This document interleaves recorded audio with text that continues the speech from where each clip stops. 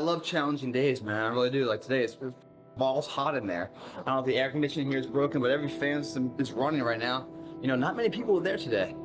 You know, it's another day to improve, but because it's too hot, oh, I can't do it, you know?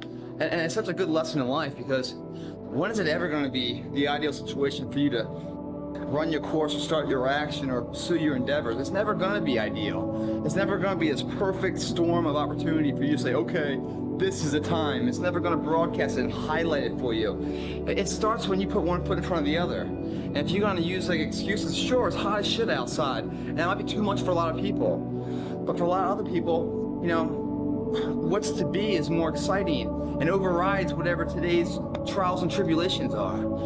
And when you can do that, man, when you start seeing the future, willing to sacrifice today for that kind of opportunity to mature into a reality, man, you're really thinking the right way.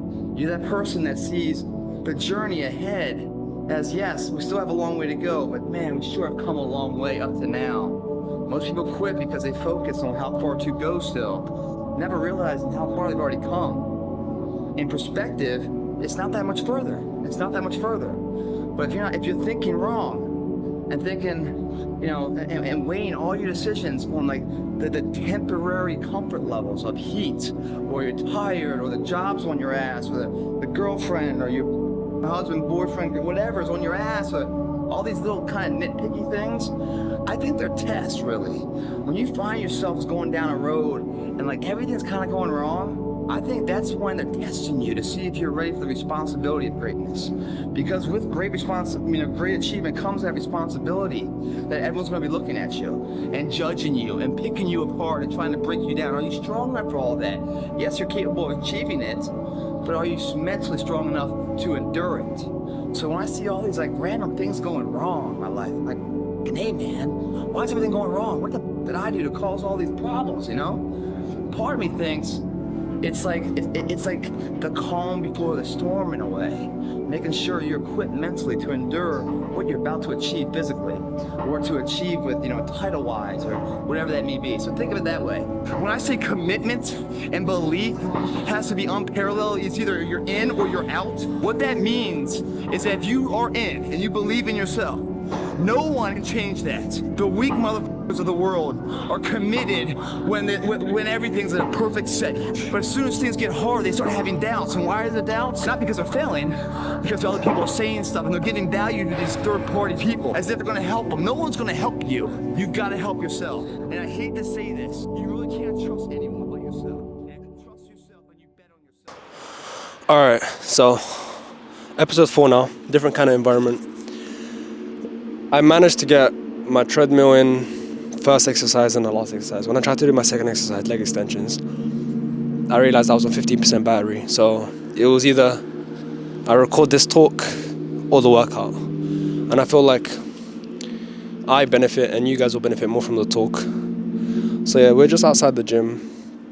There was kind of a lot of people today. Right now it's 1 a.m. and there was like 6 people in there, so it was a bit weird to record in there, but nevertheless, let's just get straight to the point.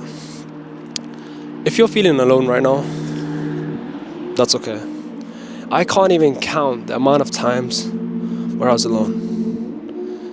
And when you're alone and that self-doubt creeps in, that is your biggest enemy. Like, at times when I was alone, it could have went either way.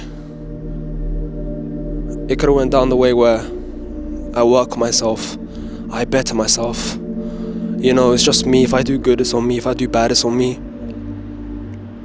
Or it could have went down a different route where completely bad. Started doing the wrong things, not focusing on myself, focusing on women, girls, doing stuff outside my deen. It's both ways. Why I'm saying this is because, as many of you guys don't know, I don't really want to give my backstory until, inshallah, I know deep in my heart the reason why I make this content and why I want to do this, because I really want to make it in life. And I know, inshallah, I'm going to make it in life.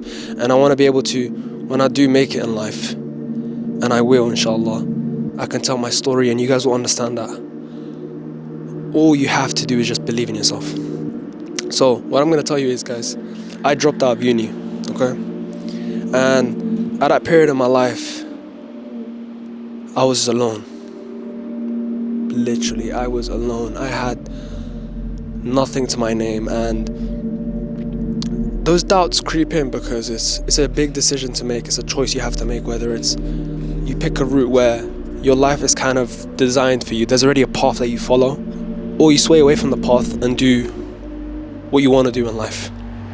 And that's the path I chose. And nobody really tells you this, but it's such a weird moment. As soon as I dropped out of uni and I had no uni tomorrow. Like, there's no uni. You almost don't know what to do with your life, and you're just there alone. And at that point in my life, every person that I knew went uni, and I was the only one that dropped out or didn't go to uni. So I couldn't go for anyone for help, and I was kind of embarrassed or ashamed, and I kind of felt shy to ask people for help because I was worried that they'll look down on me because I'm not in the same position as them in life. You know, they're in uni, they're about to get a degree, and I've just dropped out and I have nothing to my name. Why I say I can't count the amount of times I've been alone, because it's a battle between you and yourself. Are you willing to do the work that no one else is doing? Are you willing to do that extra step? Because it requires for you to do extra things.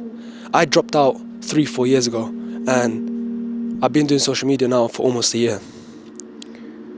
Okay, those other 2-3 years, like, it kind of gets so emotional, just me thinking about it, like, because I was just battling myself.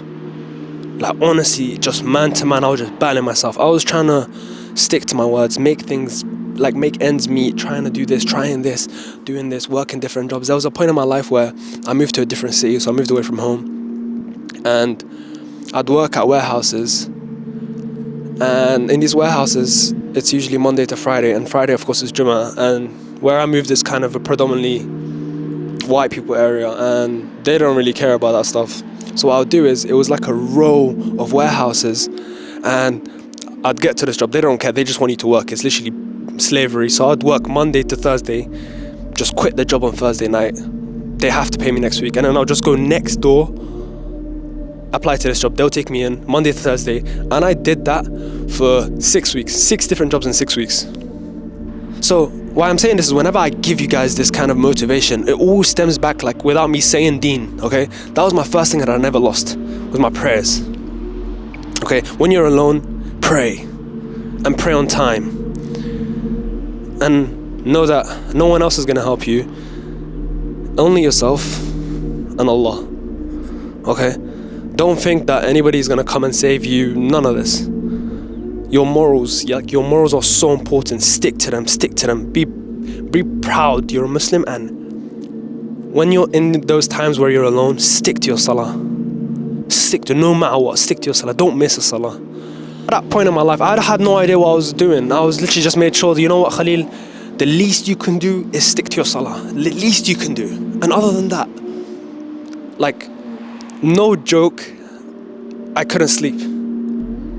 I literally couldn't sleep because I didn't know what to do in my life. I couldn't sleep. It hurt to sleep. And I was, at that time as well, I was training twice a day.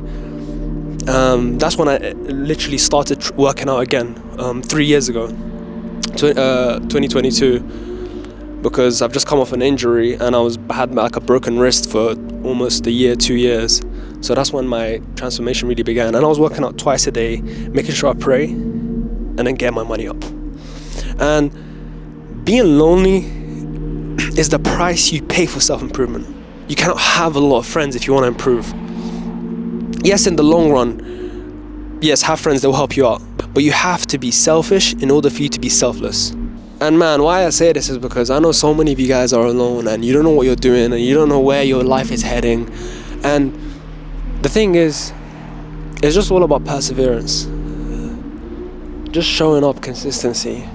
I just kept showing up again and again to the gym. I didn't know what to do with my life, so all I did was just go to the gym, make money, stick to my salah. Go to the gym, make money, stick to my salah. Go gym, make money, stick to my salah. Keep doing it again and again and again and again. And at that point where I was alone, all I said to myself was, I'm just gonna commit myself to this thing.